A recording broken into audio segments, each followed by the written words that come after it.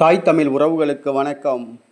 பாமக விலகல், பாட்டாளி மக்கள் கட்சி விலகல் என்ற தலைப்பில் இந்த காணொளியை காண்கிறோம்.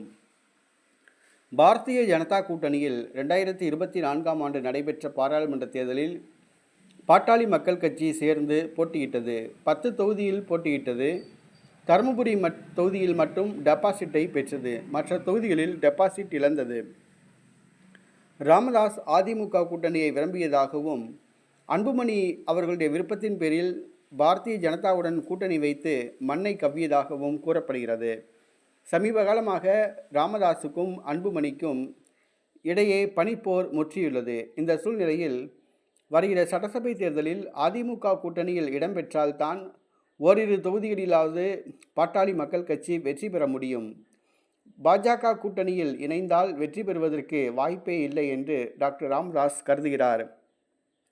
ஆகவே பாட்டாளி மக்கள் கட்சியிலிருந்து விலக ராமதாஸ் முடிவு செய்துள்ளார். அதிமுகவுடன் இணைய முடிவு செய்துள்ளார்.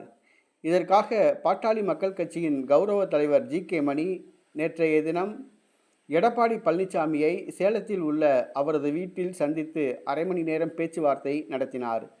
அதிமுக கூட்டணியில் பாட்டாளி மக்கள் கட்சி இணைய விரும்புவதாக கூறப்படுகின்ற தகவலை அவர் தெரிவித்ததாக கூறப்படுகிறது.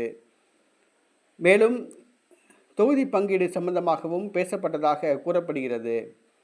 ஜி.கே. மணி பேசிவிட்டு சென்ற பின் எஸ்.பி. வேலுமணியுடன் எடப்பாடி பழனிசாமி கூட்டணி குறித்து ஆலோசனை நடத்தியுள்ளார். ஆகவே அதிமுக கூட்டணியில் பாட்டாளி மக்கள் கட்சி இணையும் என்று கூறப்படுகிறது.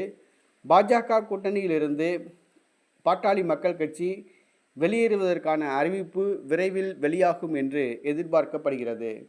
அதிமுகவுடன் பாட்டாளி மக்கள் கட்சி கூட்டணி அமைவதில் பாட்டாளி மக்கள் கட்சி சொந்தங்கள் உற்சாகத்துடன் உள்ளனர்.